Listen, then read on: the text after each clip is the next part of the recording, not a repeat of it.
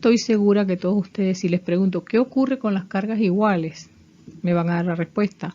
Lo mismo que si yo les pregunto a ustedes ¿qué ocurre con las cargas distintas?, también me van a dar la respuesta. Pero luego, cuando lleguemos a ese punto, vamos a hacer una preguntita para ver si siempre es de esa manera. Así es que tenemos que ver primero que no necesariamente hay un solo mecanismo de transporte, transferencia de carga. Por ejemplo, vamos a ver más adelante, quizás en la unidad 2, me parece, el módulo 2, vamos a estar viendo lo que es el transporte de carga en sólidos, el movimiento de carga en sólidos, y nosotros vamos a ver que el modelo que se utiliza considera pues que lo que se está moviendo son los electrones y no se mueve como podríamos pensar que se mueve el agua cuando entra por un tubo, ¿verdad?, sino que se está moviendo a unas posiciones totalmente aleatorias de vacantes o de espacios que haya en la red, es decir, en el espacio atómico, que haya alguna vacante de electrón, entonces ellos se mueven así, no necesariamente va a ser en línea recta. Por eso nosotros vamos a tener el caso, por ejemplo, que nosotros hicimos, por ejemplo, tenemos un electrón en un espacio libre, nosotros lo vemos que puede moverse a altísimas velocidades, casi del orden de la velocidad de la rapidez de la luz. Pero si lo vemos en la red cristalina, vamos a estar hablando de rapideces de 10 a la menos 4 metros por segundo. O sea, esa diferencia tan marcada, ¿qué se debe? Bueno, se debe precisamente a que tiene que ocupar espacios que no estén ocupados en ese momento por nadie más. Así es que va a estar jugando un poquito como cuando usted está dentro de un bus, ¿verdad?, que usted tiene que tratar de pasar por donde no haya más nadie.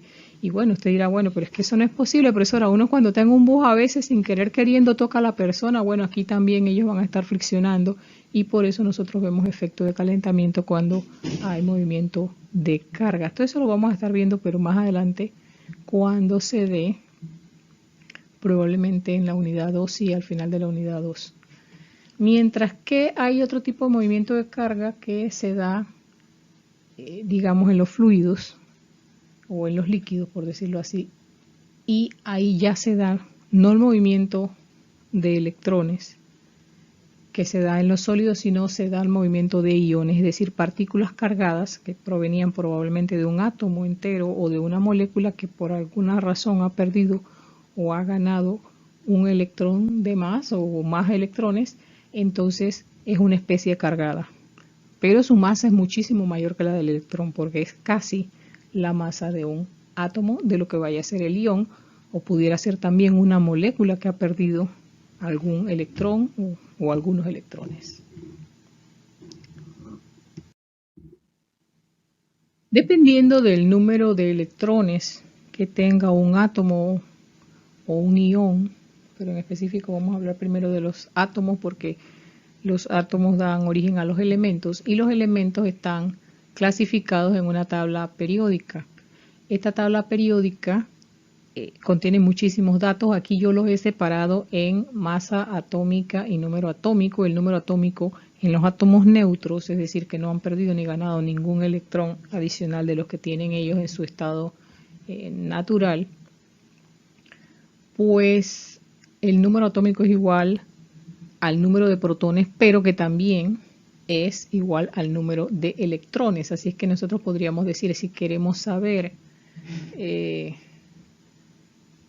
la configuración electrónica, que es una cosa que o han dado o van a dar muy pronto en química, nosotros vemos que se forman grupos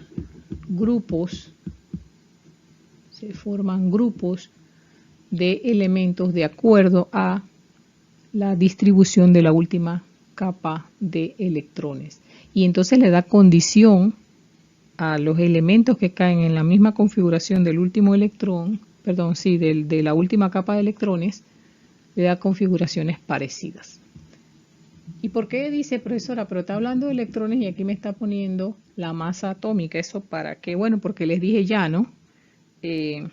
Transporte de carga implica transporte de masa. Así es que cuando vamos a estar trabajando esto a nivel de ejercicios o de problemas que queramos resolver, tenemos que tomar en cuenta no solamente cuántos electrones tenemos, sino también qué masa atómica tiene ese elemento. Antiguamente llamábamos valencia al poder de combinación de los átomos que se relacionaba íntimamente con su configuración electrónica, es decir, con los electrones en su última capa atómica. Ahora se le llama estado de oxidación. No necesariamente se está oxidando. Ustedes aprenderán después en química que no existe solo oxidación, existe también reducción. Pero bueno, de momento nos sirve saber que en la tabla periódica están los más habituales, que no son los únicos. Por algunos procesos naturales o inducidos se podría tener otros estados de oxidación, pero nosotros lo que tiene que ver con la parte electrostática vamos a trabajar con el más usual y siempre va a ser el primero que aparezca en el listado. Fíjese aquí, por ejemplo, tenemos el cromo, tiene 2 números de combinación y nos habla incluso de otras cosas. Nos dice que pudieran tener algunos estados de oxidación positivos y otros estados de oxidación negativos. El mismo elemento, ¿verdad?